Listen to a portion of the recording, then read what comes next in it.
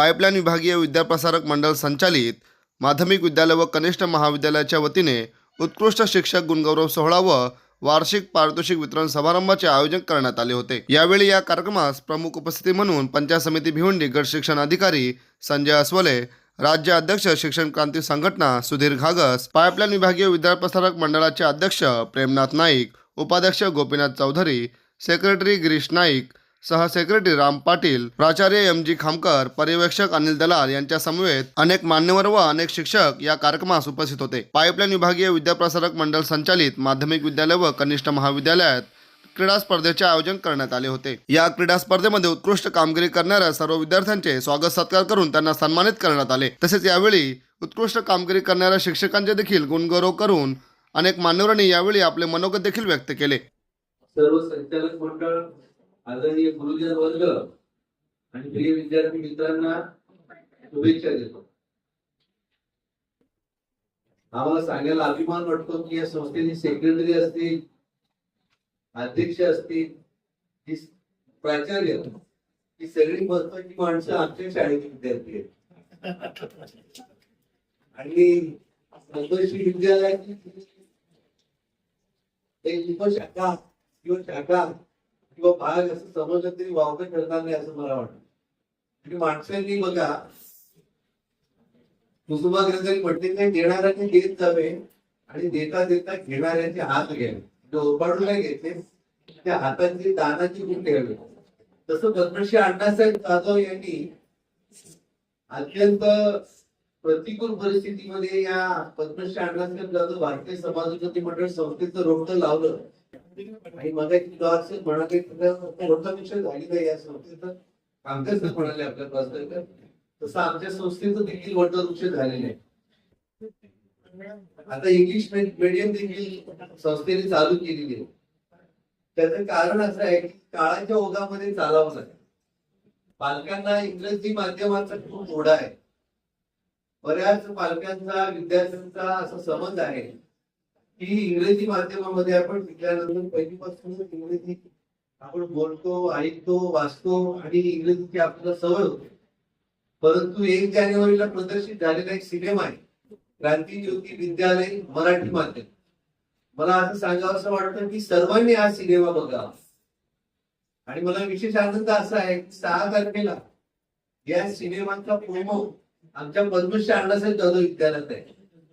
आणि या विद्यालयामध्ये या निमित्ताने या सिनेमातील कलाकार मध्ये सचिनजी खेडेकर असतील, अमेयजी वाघ असतील, निर्माती आणि अभिनेत्या क्षिती जोग असतील, त्यानंतर सिरियल मध्ये महिलांना आवडणारी कादंबरी कदम असेल, ही सगळी मंडळी आपल्या शाळेत येणार आहे आणि तो आपल्या सिनेमाचा प्रोमो करणार आहे।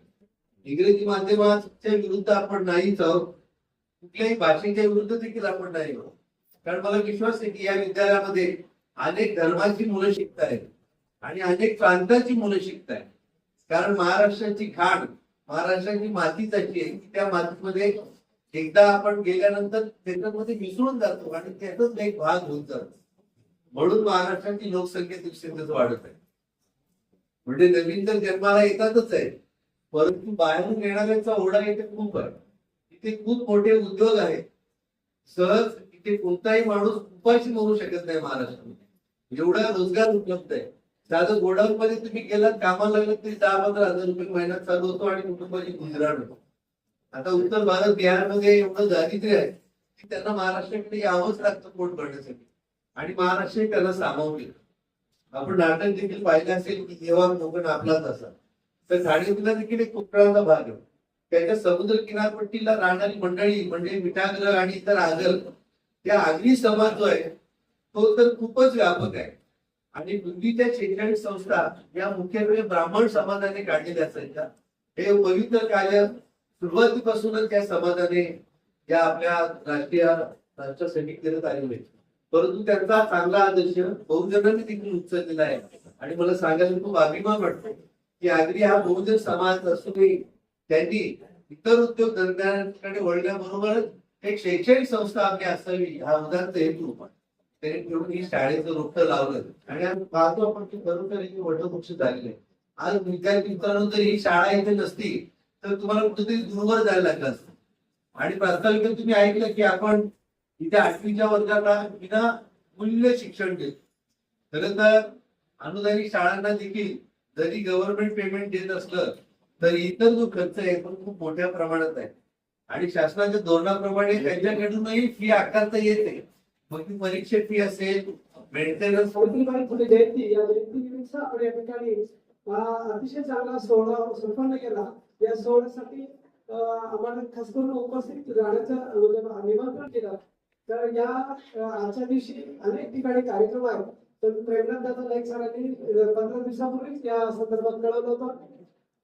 अतिशय सौजन्यपूर्ण असा कार्यक्रम बघायपासून पाहतो की या कार्यक्रमामध्ये शिस्त आहे. अतिशय आपल्या संस्थेच्या बाबतीत म्हणायचं झालं, या संस्थेची जी काही परंपरा आहे, या संस्थेमध्ये आता मी मागासपासून 2 तास या कार्यक्रमाचं परीक्षण किंवा कार्यक्रम पाहतोय की अतिशय सुंदर असा कार्यक्रम. आपण सर्व या ठिकाणी विद्यार्थी जे आहेत 10वी-12वीचे किंवा सुजात असे विद्यार्थी आहेत, त्या ठिकाणी ज्यांनी पारितोषिक घेतलेले आहे त्या विद्यार्थ्यांचं मी म्हणायचं वाटेल की अतिशय गोरगरिबीतून शिकून आलेले विद्यार्थी. बघा त्यांच्या चेहऱ्याचा भाव दिसून आला आहे की माझं प्रथम क्रमांक आलेला आहे. मी निरीक्षण केलं या विद्यार्थ्यांचं आणि सरांचंही मनाला तेवढं भावलं की सरांच्या बाबतीत मला असं म्हणावं वाटेल की शिक्षण क्षेत्रात केलं पदार्पण. दोन सर, शिक्षण क्षेत्रात केलं पदार्पण, व्यक्तिमत्वाचा विकास हाच ध्यास कोण आणि गुणवत्तेसाठी जगता आपण म्हणजे विद्यार्थी गुणवत्तेसाठी जगता आपण जगण्यातल्या अर्थाची आहे जाण आणि म्हणून गुणवत्तेसाठी आपण जगता.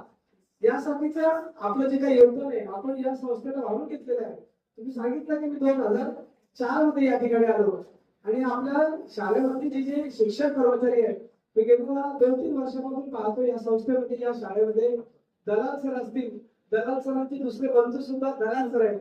आणि या सर्व म्हणजे या संस्थेमध्ये यापूर्वी झालेले सर्व माध्यमिकचे मुख्याध्यापक असतील किंवा शिक्षक कर्मचारी असतील, आता जे सूत्रसंचालक, बघा त्याची व्हरायटी आहे.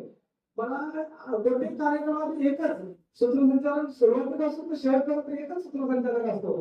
पण म्हणजे कशी कामामध्ये कशी विविधता आहे, एखाद्या कार्यामध्ये विविधता कशी असावी याचं एक सुंदर असं उदाहरण हे या कार्यक्रमाचं नियोजन आहे.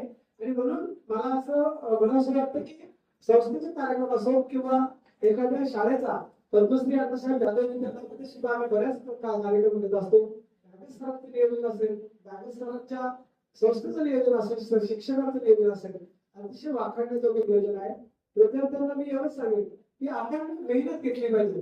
आता 10वी-12वीला विद्यार्थी असतो आणि वर्षभर आपण अभ्यास तर करतोय, पण मला असं वाटतं की आपण 5वी-8वी शिष्यवृत्ती परीक्षेला त्या ठिकाणी आपण प्रविष्ट झाला पाहिजे. अनेक प्रकारच्या संस्थेच्या परीक्षा असतात, त्या संस्थेच्या परीक्षा दिल्या पाहिजे. विद्यार्थ्यांनी जास्तीत जास्त वाचन केलं पाहिजे. विद्यार्थी वाचा, लिहा, बोला हे माझं नेहमीच तत्व आहे. आपण वाचलं पाहिजे, लिहिलं पाहिजे, बोललं पाहिजे.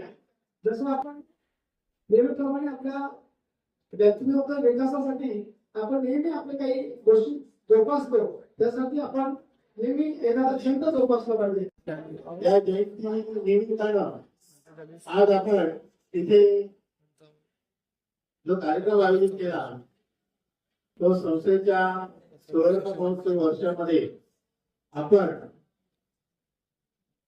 उत्कृष्ट अशा 3 शिक्षकांना पुरस्कार देऊन त्यांचा गौरव केलेला आहे. आणि वर्षभरामध्ये ज्या ज्या विद्यार्थ्यांनी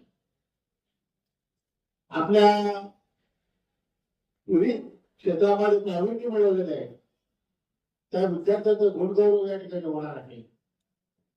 खरं पाहता आज त्या ठिकाणी हा जो सध्याचा काळ सुरू आहे तुम्हाला माहिती आहे ना, काय भिवंडी शहर महानगरपालिकेच्या निवडणुका सुरू आहे.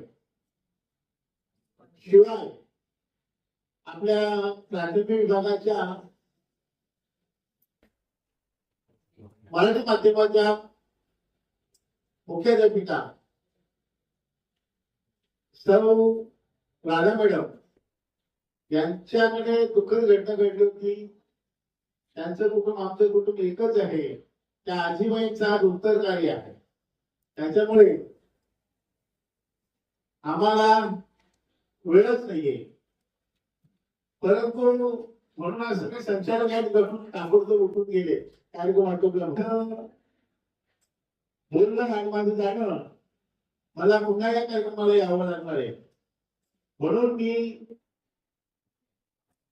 तुम्हाला पुढील कार्यक्रमासाठी शुभेच्छा देतो आणि पुढील कार्यक्रम अतिशय चांगल्या शिस्तीत या ठिकाणी पार पाडावा अशा सूचना या ठिकाणी मी तुम्हाला देतोय. रवी वर्मा इथे आलेले आहेत. त्यांच्याकडून त्या राजू सर या अगोदर वाळद सर या अगोदर काढलेले सगळा व्हिडिओ त्यांना द्या. त्याची एक चांगली युट्यूब ते बनवतील आणि काही फोटो बनवतील. आपल्याला 16 वर्षामध्ये आपल्याला